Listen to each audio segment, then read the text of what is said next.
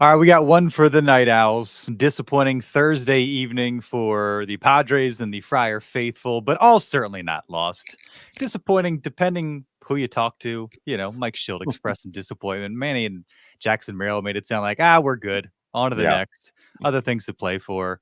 Certainly not a doomsday scenario. Didn't play out the way that they'd hoped. And a division race into the weekend in Arizona would have been cool. But alas, we move on with our sights set on a home wildcard series. But again, work to be done. Appreciate Todd Strain joining me for a late night edition of the On Friar podcast. Some thoughts on the series, maybe some Emily in Paris takes, perhaps, Todd. Oh man, you're going deep. You're going deep. We'll see. Got anything out of the chute before we get going? No, that was just a great game. Highly competitive. I'm talking about Emily in Paris. Oh, hey, I hate to admit it, but I love the show. I love the show. The locations are fun. Style's fabulous. Great. Love it. You are a guy with the strong sartorial instincts, so I could see how you'd appreciate a show like that. I just love everything. Love seeing all the different cultures. It's great. It's great. It's great. All right. Also great would be a wild card series at Petco Park. So we'll spend most of our time on that late night edition of the On Fire podcast. Appreciate you being with us. Hop into the chat. Let us know how you're feeling about the Padres. Again, it's late at night. If you're on this, like, it's been a long day, probably sitting on the couch, maybe laying in bed, letting the rest of your evening go by.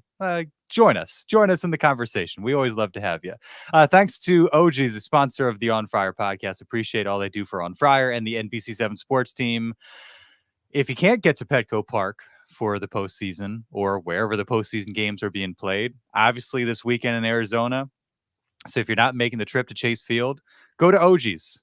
Get some good pizza, some great beer, a great menu. Always updating the menu. Awesome beer list. Tons of locations around San Diego County. So hit up OG's. Appreciate all they do for us. Without further ado, the walk-up music.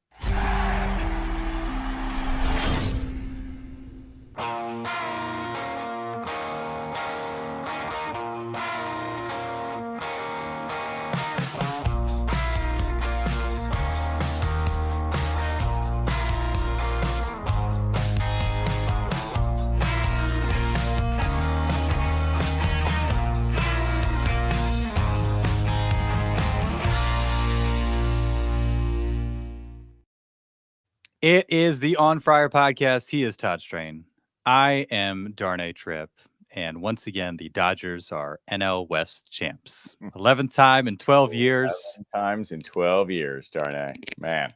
It was an exciting few weeks or a couple months where you felt like, hey, this might be a thing. And I will say, just having that conversation be a thing, in the last week of the season, down to the last 4 games, that was kind of cool. Again, like, not the end of the world that they didn't do it. Would have been awesome. How cool would Sunday have been, with a chance to win the division? But alas, didn't play out that way. But lots to look forward to, lots to play for.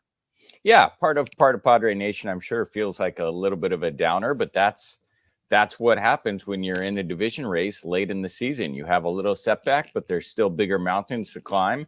And where this Padre team was in June, what were they, 10 games back? And everyone was kind of giving the division to the Dodgers. This Padre team has been playing great baseball the second half of the season. And this was a great competitive series. The Dodgers were just a little bit better in some key moments in the Padres offense. And so I'm sure we'll talk about has kind of slid a little bit. But those were a wonderful 3 games to watch. You really felt like you were already in playoff mode. Mm-hmm. And that's exciting here in San Diego. Yeah, no question about it. I mean, Michael King, the first game, scuffling a little bit early, kind of bearing down a bit, getting through, 5 innings before turning it over to the bullpen. And then tonight as well with Joe Musgrove, like, being efficient enough to get through 6 innings and into the 7th, but maybe not being as sharp as he had been the last couple starts. You had that that postseason feel where, even though he was at, I think, 70 some pitches or something like that Yeah. through 6 innings, Yeah. you're like, all right, probably makes sense to keep him in there. But, with a short leash at that point, the walk to Muncy and then the homer to Will Smith. Sadin got Tommy Edman, but then at that point you knew, okay, who are they going to go to from here on out? Yeah. And it was Tanner Scott, who was, great a couple nights ago, but then obviously not as sharp as he has been for, the majority of the season. He'd given up more than one run once before since he came Yeah. over in the trade, and only a handful of times this season. Gives up 2 earned, and things go south with that 5-run 7th inning. So unfortunate, but I mean, you mentioned it. I mean, going back a couple weeks, it's felt like postseason baseball, but certainly this week, when you go to Dodger Stadium, when you have a chance to clinch, you do that. You have a chance to win the Yeah. division. You're unable to do that, and now, like, even more true playoff baseball this weekend, given what both the Diamondbacks and the Padres are playing for. Yeah, and Musgrove was great tonight. I mean, as you said, he didn't have his best stuff, but he battled. He got out of all the key spots he was in. And I don't want to hear this like they should have pulled him after 6 innings. Yeah. Because if you're saying that and they pull him and the bullpen comes in and gives up that lead, you're going to go the other way. I mean, that's a 50-50 call either way. You're damned if you do, you're damned if you don't. And I think in Musgrove's 4 of his last 5 starts previously, he's thrown 90 pitches. As you mentioned, he was only at 70. And you want to trust Musgrove in those spots. You want to trust him to get one more inning. The bullpen has been worked a lot, and there was no indication that the Dodgers were going to touch him up there like Will Smith did. And that's baseball. Dodgers are a great team too, and they can hit good pitching, and Musgrove kind of grooved that one, and Will Smith took advantage and crushed it. And then you mentioned Tanner Scott come in, and the single to Ohtani was kind of a bouncer that just barely went under Ariza's glove. That could have easily one foot the other way. That's a potential double play ball there. So it's not like the Dodgers mashed them. Those were narrow margins of victory in tonight's game that essentially clinched the division for the Dodgers. Yeah, I mean, it's fun to watch after what we went through last year. I know nobody wants to talk about it, but it's just so refreshing to have these great moments late in the season where games mean something. And even though I think the Padres lost 2 or 3 to the Dodgers, I think there are a lot of people in baseball and a lot of people in San Diego that still think the Padres are better positioned roster-wise for postseason success than the Dodgers and maybe some other teams in the National League. But postseason baseball will tell on that. Well, and then what's the status of the Freddie Freeman injury? His ankle, He was in a walking boot and crutches after the game. So I mean, that was ugly. An unfortunate kind of situation with Arise rushing the bag and Freeman kind of awkwardly tumbling over, and so that's going to be a big question for them now going forward. And isn't it funny, somebody like Shohei Ohtani, 3 hits tonight, 2 hits, a couple runs yesterday. I think he had the double off King to start Tuesday's game. Is it weird if I feel like they kept Ohtani in check just because he didn't hit like 3 nukes, a guy that's got 55 or whatever, how many homers he's got at this point? He had 1 scorcher yesterday. It was like 116.8 off the bat. But just the fact that you keep him from hitting a homer, having like a 2 or 3 run swing, even though 2-hit game and a 3-hit game, you feel like, okay, we kind of got through Shohei Ohtani. So it's just, when you're playing a guy like that, as long as he doesn't completely go nuts, you feel pretty decent. The fact of the matter is, obviously they 5-run inning, 7 runs total. Padres left some meat on the bone, and offensively, they just didn't have a whole lot really the entire series. And, a lot of people talked about the walks on Wednesday. Padres issued 6 walks. The Dodgers issued 6 walks as well. The difference, the Dodgers made those sting. The Padres didn't. And, they played a really clean game, did the Padres on Thursday, not as clean, especially from a pitching standpoint. the following 2 nights. But, the difference is, again, the Dodgers made the Padres pay when they got an extra out, an extra base runner through the course of the last 2 games. And in these, when the margins are razor thin, aside from a 5-run inning, I mean, this was a close game throughout. I mean, the Fernando Tatis Jr. near homer, that's another 2 runs. And you're looking at a 5-4 game, and it's 7-4 in the late innings instead of, I guess going into the ninth, it would have been instead of 7-2, and you feel like you're a little bit more connected than when it's a 7-2 ball game or even a 5-2 ball game. And so the margins were pretty narrow. I tweeted this out. Padres with runners in scoring position this series, they hit 123 for 25, Yeah. 0 for 10 today. Last 10 games, they're hitting 186, 14 of 75. Season as a whole, hitting 273, third highest in the league.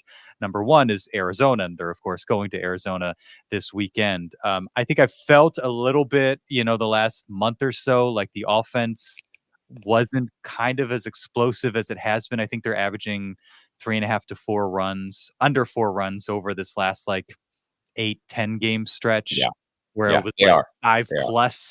plus, the month before, what have you, and certainly throughout the season. Haven't been quite as dynamic, have come through, gotten in some big spots, gotten the big hit. Jake obviously coming through the way he did on Yeah. Tuesday. But that's something that they're gonna they've been really good situationally throughout the season. As we know, late innings, all that hasn't quite been the case the last week and a half. Yeah, the baseball season ebbs and flows. Offensively, they're at a little bit of a low point right here. To me, it's a lot of guys like Jerks and Profars taking a little bit of a dip. Jackson Merrill had some chances tonight with some key at bats and runners on base, didn't come through. So you're just talking a couple of bats here, and that's the margin between 2 runs or 5 runs or something like that. And just casually watching, it looks like some of the guy like Solano and Peralta have floated back to earth just a little bit.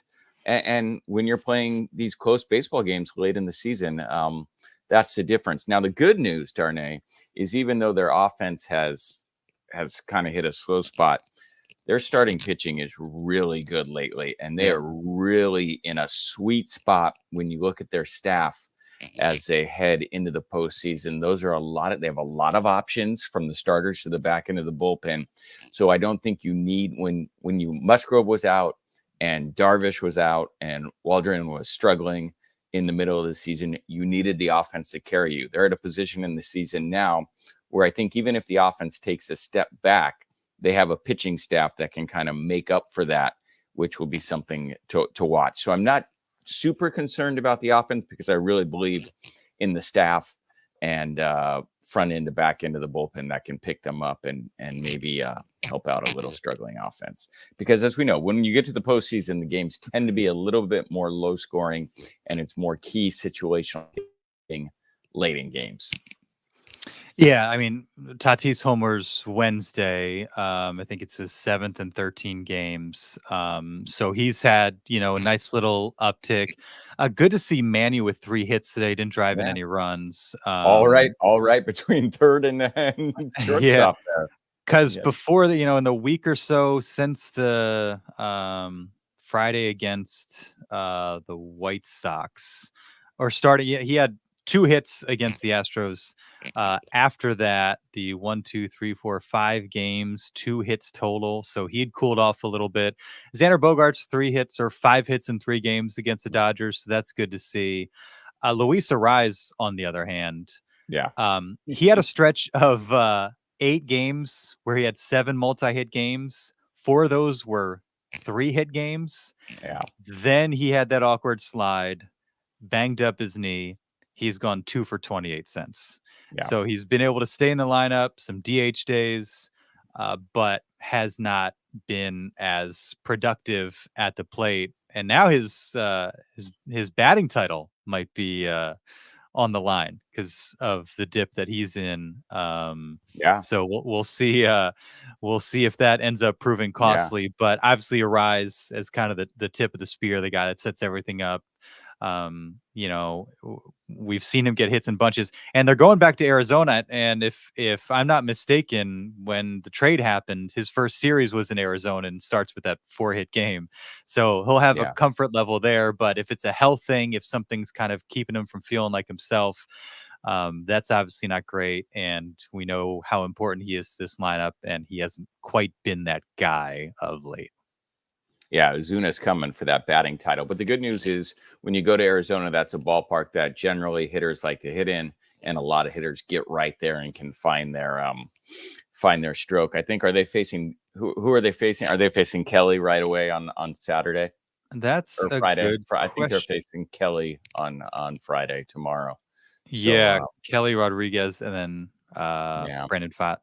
Yeah. Um, But I mean, Arise is a professional hitter, so obviously, if something's bothering him and it shows up in his swing and a little dip in numbers, that is concerning as well. So just little red flags offensively that are being raised as we near the end of the season. But man, you touched on Tatis. It is just a joy to watch that dude play baseball anywhere, but especially at Dodger Stadium. There's just something about playing at Dodger Stadium, and he loves it, and you can see there's just a little bit more giddy up in his step, and it's almost like Dodger fans. I think Dodger fans, they boo Manny every time he comes up, and I think there's real dislike there because of his stint in LA. With Tatis, it's almost like, oh my gosh, this guy's awesome, and we don't like him, but we kind of do like him. That's kind of the vibe at Dodger Stadium, and it makes it really a cool place when he goes in there and just mashes. Yeah. Petey's in the chat, and I've been meaning to get to his comments. What up? What up? Thought we mismanaged the bullpen. Boys played well enough to win. My hot take is slide King to bullpen. We really need someone nasty. There's going to be some decisions ahead for sure. Play armchair quarterback. Should we have dampened the celebration on Tuesday to finish it off strong? Celebrate crazy on Sunday night. What do you think about that one, Todd? You know me, I'm old school. I hate all the multiple champagne celebrations. Like, come on, have a little celebration. I mean, the celebrations now they're out of control. They're out of control. They're too But the truth, crazy. I do think And I'm like a guy who likes fun. I like fun. you do like a good drink or two. So this is a surprising take from you. Yes, sorry. I think the triple play probably had something to do with Fair. just the level of the celebration. I mean, I think they enjoy themselves regardless. Yes.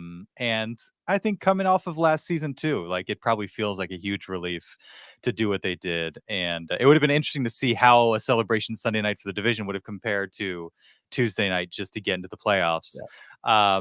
I don't know. 2 nights later, like they played 2 competitive ball games against a good Dodgers team. I don't know if I'd necessarily put it on that. My last question is: Morahone a go-to reliever in big-time situations? Why is Shildy putting him in there?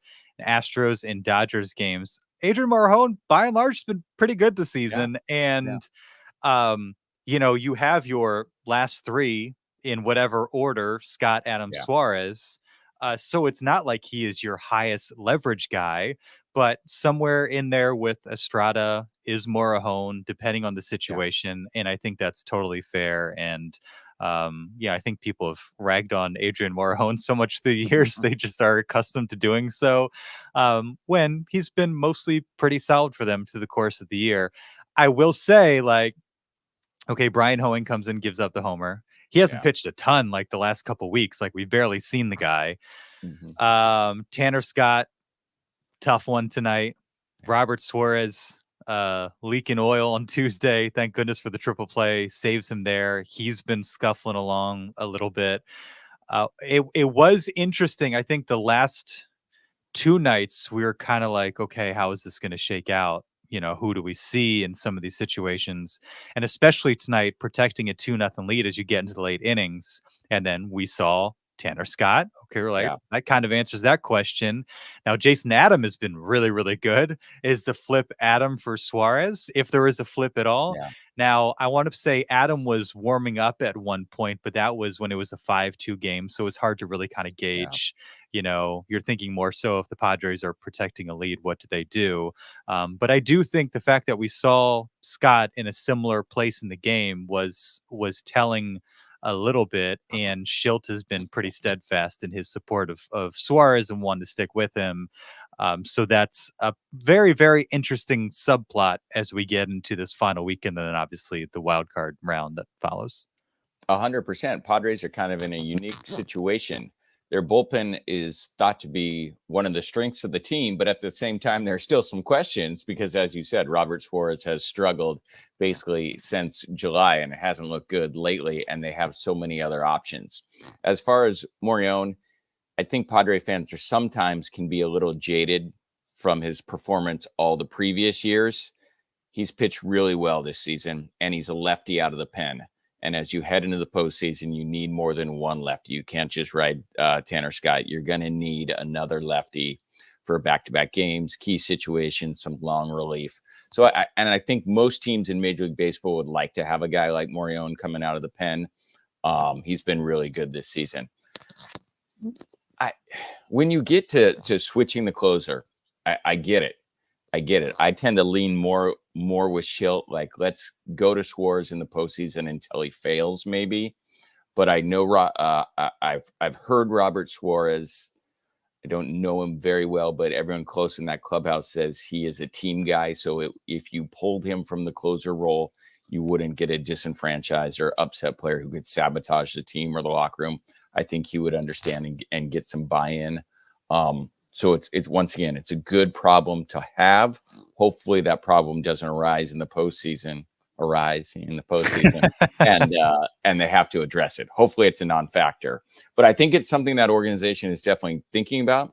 I think they've talked about it, and I think they will handle it if it arises. But I think they're going to give Suarez the first shot before they shake it up. Yeah, that wouldn't surprise me. Todd, can you do me one favor? Yeah. Does your microphone have a clip? Is it one of those ones that has a clip on the right? Yeah. What is that thing? What is that thing? Or is that the mic? Yeah, that's my mic. I'm getting some like DJ scratching sounds. I won't when move. it hit your zipper. That's fine. Hold still, dude. Padres. What up, Padres wrap up show? These emojis aren't working. I don't know what you're trying to tell us here, but we appreciate you being on with us. After everybody watched the Padres wrap-up show, I'm glad a few of you guys are now watching us. John and Jim, what up, guys? Yeah, I think you're right about that. I think you're right about them giving Suarez a chance, and Suarez just is like has the ultimate poker face. Now, is it something physically? Is it like a mechanical thing, a control thing that is causing him to struggle, or is it something that's gotten into his head? Is it a mental issue? That part we don't really know, because again, he isn't like a super emotional guy. So some guys you can kind of see it all over them, like they don't have it. You don't necessarily. Robert Suarez doesn't necessarily have that tell, and you're right in that whether it's 4 or 5 inning saves, like he'll do it all. He seems amenable to anything, and so I think he's probably a guy that you can have an adult conversation with, and he's going to handle it like a pro and go out there and do his business. But the thing is, like, where did things go terribly wrong tonight? It wasn't the 5th, it wasn't the 9th inning. No. It was the 7th inning, and so if you put Scott in the 9th or Adam in the 9th, you're going to run into huge spots in the 6th, 7th, or 8th where you're going to need Robert Suarez to be Robert Suarez. And so now you might be able to avoid it a little bit or play the matchups a little bit more earlier in the game rather than having him locked into that traditional closer role. But, we've got Petey talking about Adrian Morejon, and he pitches earlier in the game. Tanner Scott had a rough one and all that. So Matsui's in like witness protection, so you're not going there. Yeah, so it's just it's a tough spot, but I think what you said a little bit earlier is what is super encouraging is what you're getting out of starting pitching. And we did see Yuki tonight. Yeah, I know. So 7-2. Yeah, exactly. Darnay, just piggybacking off that, like for the most part, the Padres outside of Ohtani, keeping him in the yard. I know he got a lot of hits and stuff, but multiple times in this series, Freddie Freeman and Mookie Betts and Max Muncy came up with runners on base, multiple runners on base. They hit a lot of pop-ups. So Padres pretty much flummoxed those guys and did a pretty good job against those guys, whether it was the starters or relievers. So even though it didn't work out tonight, by and large, it was pretty good against some of the Dodgers' key hitters in clutch situations. So it's, I understand the concern, but I still think they fared pretty well. No question about it. No question about it.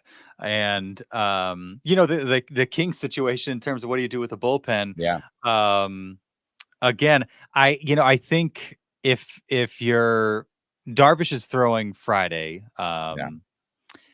and now if you're kind of lining up, the rotation from here on out, that would be Martin Perez Saturday. Yeah. And then back to what was it this year? King, Cease, then Musgrove. Yeah. So are you looking at, what do you do there? You got the day off Monday.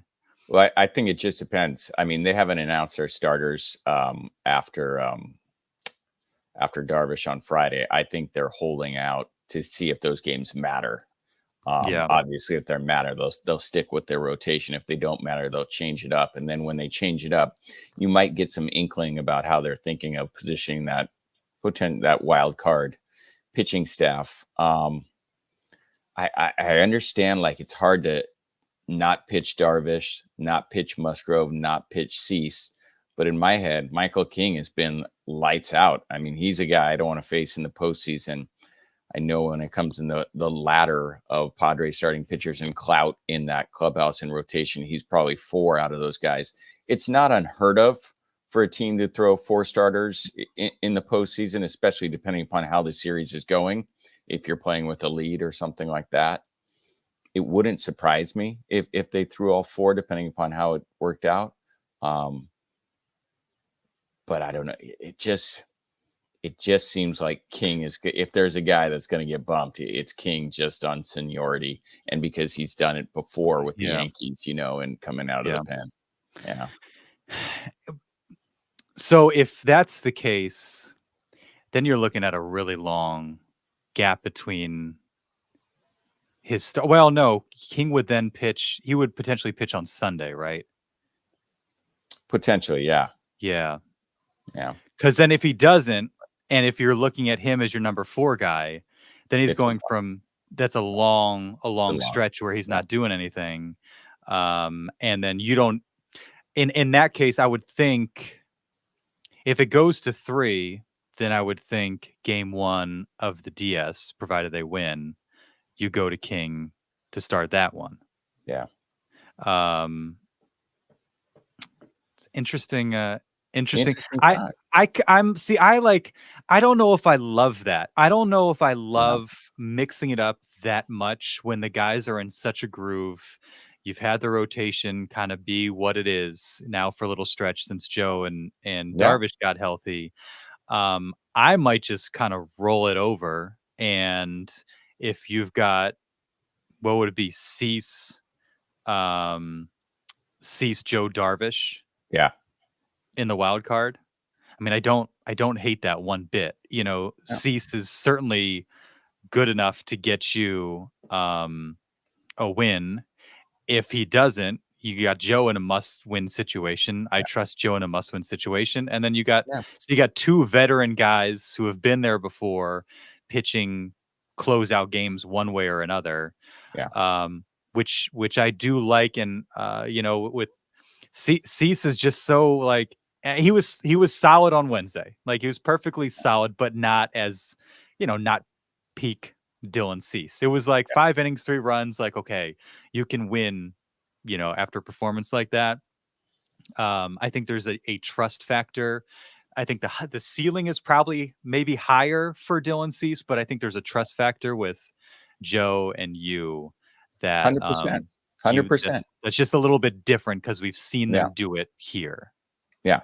And I think as we've talked, going back to last season, when the organization from the GM and the baseball operations staff down to the manager were not on the same page, whatever this decision will be with playoff staff starters, it will be an organizational decision that will be agreed upon and will be in sync from all levels, top down.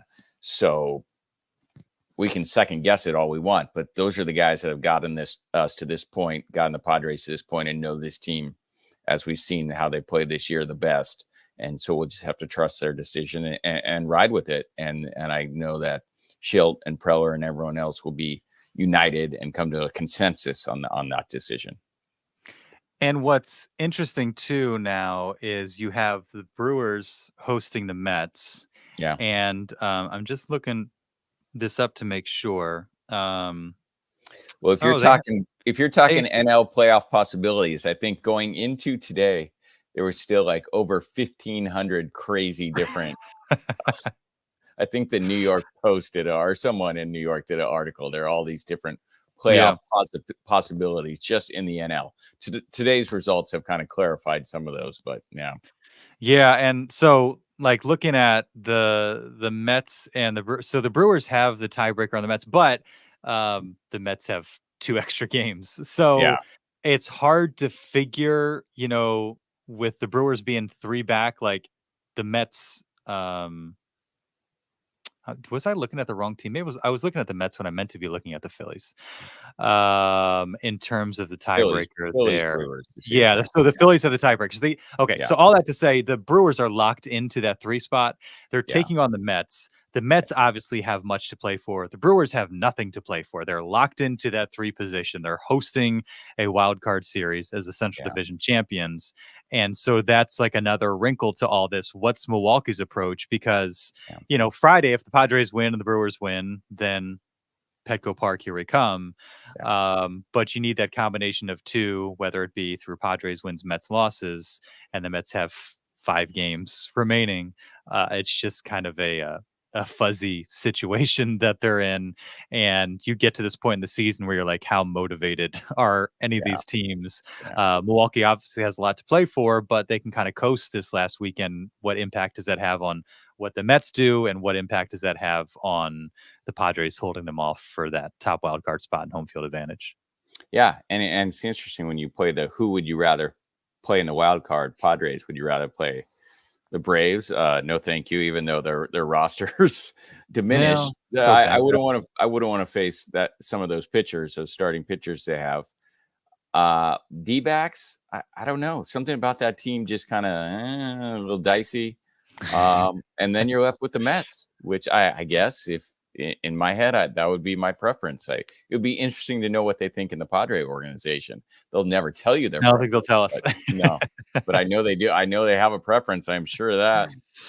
Yeah, 5-5 against Arizona, so it's been an even split. But 2-5 against the Mets. For whatever reason, the Mets have been a tough matchup for them this year when, the Padres have been good against good teams and the Mets haven't been a good team all season long. But there is something about New York that kind of worries me. I don't know why. You've got some recent playoff history as well. That would make that an interesting matchup too. I think I'm on the opposite. I think I'm a little bit more worried about the Mets than the D-backs. D-backs, obviously, they've got the playoff experience from last year. They're a scrappy team that has played really well in the second half. There's this familiarity there. They got dudes on the mound. So it's going to be a challenge either way. I think it's just like, can you be at home? And not that is even the be all end all, because they went to New York last time. And there's been certainly periods in the recent history where they haven't played great at Petco Park. I don't know. We'll see. Yeah, Petco Park's going to be popping off. Padre fans are excited. They're going to have 3 straight games at home. I mean, that's just the new playoff format is kind of dicey like that. It's a real advantage for whichever team is at home. That's going to be an exciting. I think it's October 1st, 2nd, and 3rd, right? I have those dates right. That's Tuesday, Wednesday, Thursday. I believe tickets go on sale Saturday, playoff tickets. So a lot of excitement at Petco Park. And I mentioned this to you earlier, half kidding. You know who's most excited about a Padre loss tonight? Who's that, Todd? Should I say it? All right. Eric Padre Finance Department. They get potentially 2 or 3 extra home playoff games. Make a lot of cash. Yeah, and I gotta Google something while we talk about this because that led to a question that I want to try and Yes. figure out an answer to. But you're right. The gate, merch sales before and after, during the game, food concessions And for I'm sure they could potentially throw a 3 they could games. throw a concert or A two after each concert. game and make even more money. We're gonna find out Ja Rule is having a show at There you Petco go. Park like after game 2 or something like that. There you go. Yeah. Love it.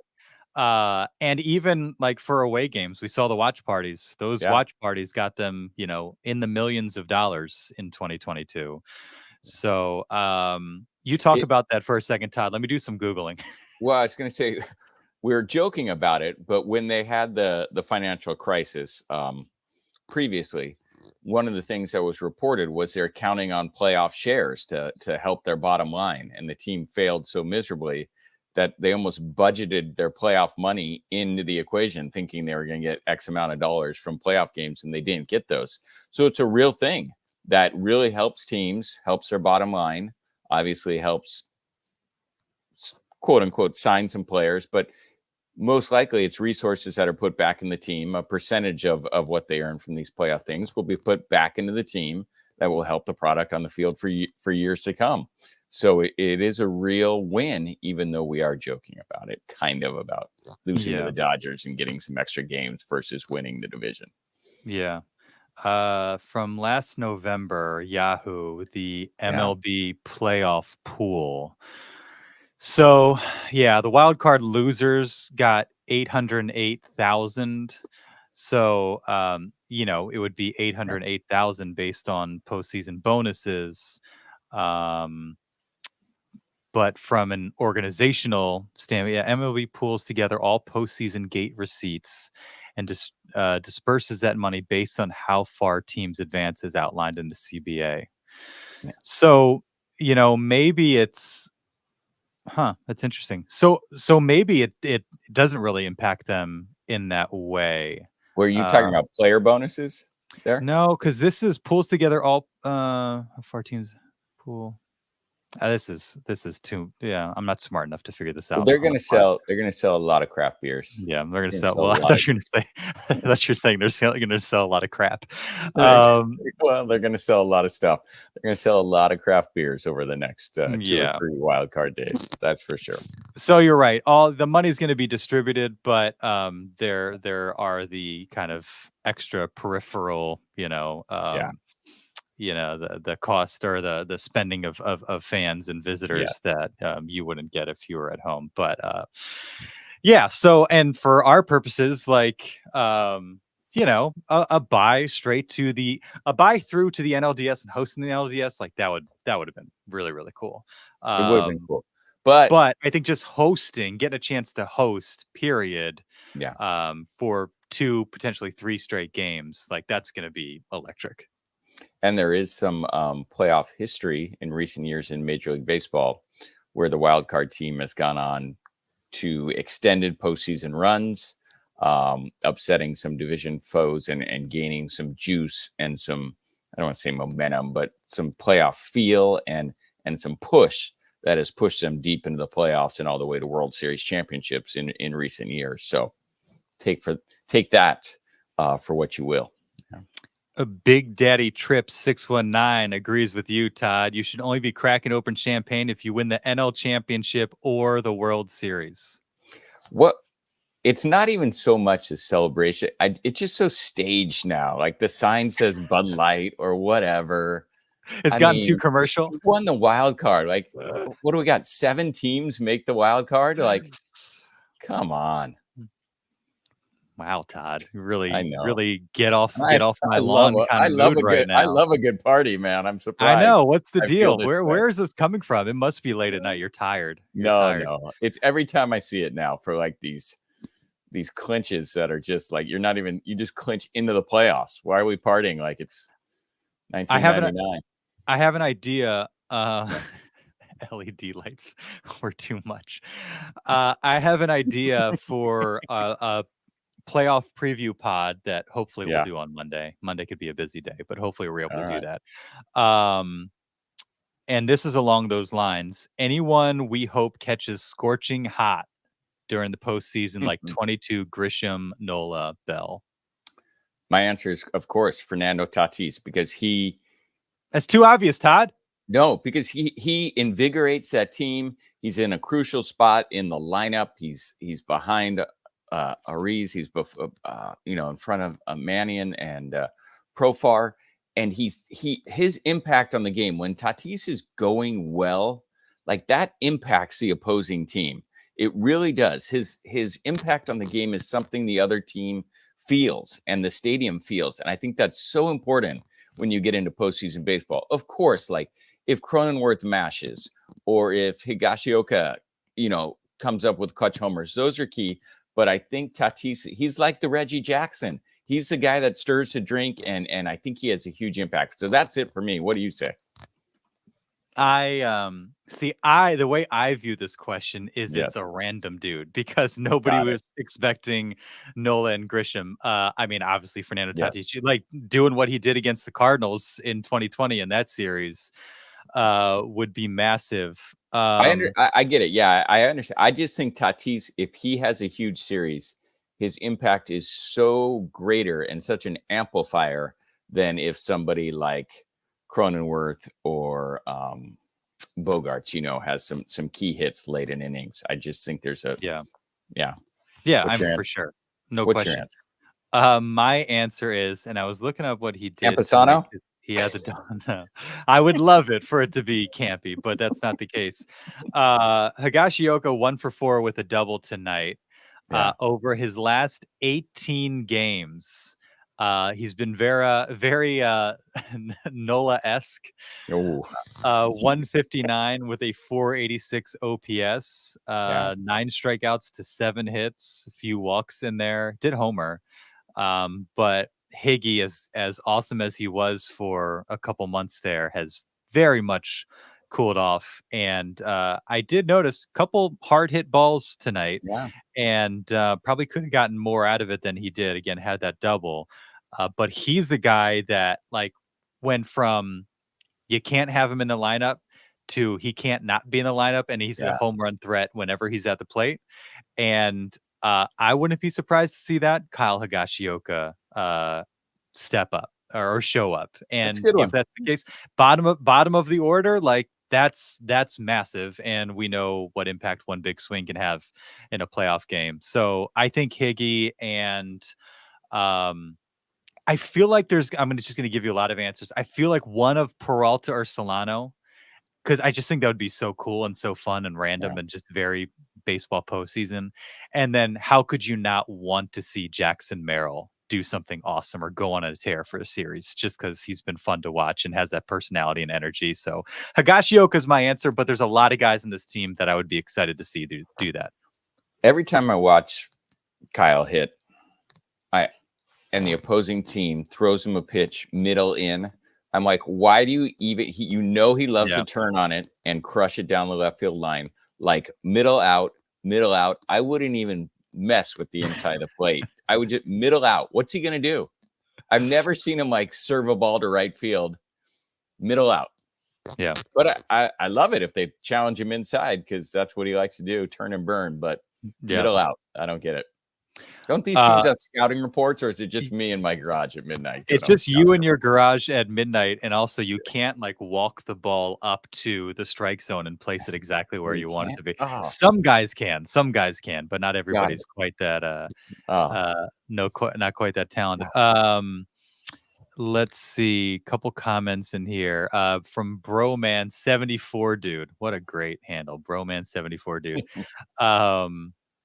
That's like what I call all my friends in a text message conversation. Bro, man. What's up, dude? Padres should beat Mets and will face the Dodgers again in the next round. Should just walk Ohtani if there's any runner in scoring position situations. Not opposed to it. But the problem is who's behind him. Yeah, Mookie Betts. But if recent Dodger postseason is any indication, Mookie Betts has come up in a hole. He was a GOAT last year, and in the previous year, not the greatest of all time. You mean? Yeah, not the greatest of all time. He drew a lot of heat. Yeah. I'm not opposed to it, but as you say, they have a very deep and balanced lineup, so you have to make sure that you really like the matchup with the guys behind him. And obviously, it helps if you have a base empty, a first base is empty, and you're out situation. But it's not a bad idea, bro, man. I'm down with it. According to BC, Freddie hit 310, a career hitter, 310 against the Padres, 357 in the 22 NLDS. Is that Freddie Freeman? He, of course, had the last strikeout at the hands of Josh Hader, game 4, that sealed the NLDS for the Padres. What's he hit in a walking boot? Yeah, I mean, that's we'll look up those splits. Yeah, I did see that. I guess X-rays were negative, and they expect him to be okay for the NLDS, but we'll see. Ankles can be tricky. Yes, my first thought was Freddie Freeman's not going to be playing pickup basketball for at least a month. Yeah. Just real quick on the Dodgers, because I noticed a lot of people in the chats are saying, "Hey, after we win the wild card, or if we face the Dodgers in the playoffs, which is a matchup a lot of people want to see." Which would be, I mean, amazing. As it stands, they're 1 game up on Philly. Yeah. Both with 3 to go. Dodgers going to Colorado, Philly going to the Nats. Yeah. Or playing the Nats. I don't know if it's home or away. And so you'd think, things can happen at Coors Field, but you think both teams situated pretty well. Now, I don't know who has the tiebreaker in that situation. I'll look that up. But, going on a similar path, facing the Mets or D-backs, whoever it is, first round, going up the 5 to Dodger Stadium again would be really, really cool. And then potentially Philly for the NLCS. Like, sign me up if we're basically reliving the series from 2022. Yeah. And whether the Dodgers are facing the Padres, Phillies, Braves, Mets, you name it, Brewers, they don't have as good a starting pitching as any other team right now in the National League. Their pitching staff is decimated. They have one pitcher in Flaherty.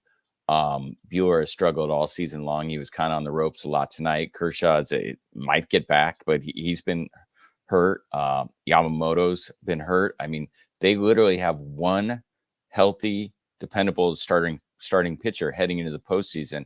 And as fearsome and as balanced and as veteran as that lineup is, they have real issues at pitching. And I can't think of a team that has gone through the postseason with poor pitching and had a deep run in recent years. So I don't think it's a foregone conclusion, even though the Dodgers are a great organization and have been wonderful for years and had a great regular season. I'm not sure this current Dodger team is in position for a lot of postseason success. We'll see. Yeah. Appreciate all you night owls in the chat with us tonight. G-Rob, Phillies have the tie. Yeah, I forgot that they had kind of dominated the Dodgers early in the season. 1-5 is Philly over LA. Yikes. And so if they finish tied, Philly gets the top seed, then would face the 4-5 in the DS. Big Daddy says Major League Baseball wants Yankees versus Dodgers in the World Series. It's scripted and rigged for that matchup. Let's hope you're wrong. Yeah, I mean, the pitching is going to be a real big factor for Dodgers. I will say outside of I mean, the bullpen was, I think, having Trinan back is obviously big for them. Yeah. And then they've kind of rebuilt their bullpen on the fly here in the season and solidified it, much like the Padres have, and they have kind of positioned their bullpen now. I know Gratterall went on the IL with some shoulder inflammation, but they have positioned their bullpen for kind of, if Gratterall can pitch, for with Phillips as well, like a strong 6, 7, 8 as well as the Padres have. So their bullpen is in pretty good shape, but that starting pitching, yikes. Yeah, and Kopech, since he's come over in the trade, he's got a 1.17 ERA. Over White Sox is giving away pitchers to the NL West. Yeah, as we saw this series, pretty good. So, solidified some things in the bullpen.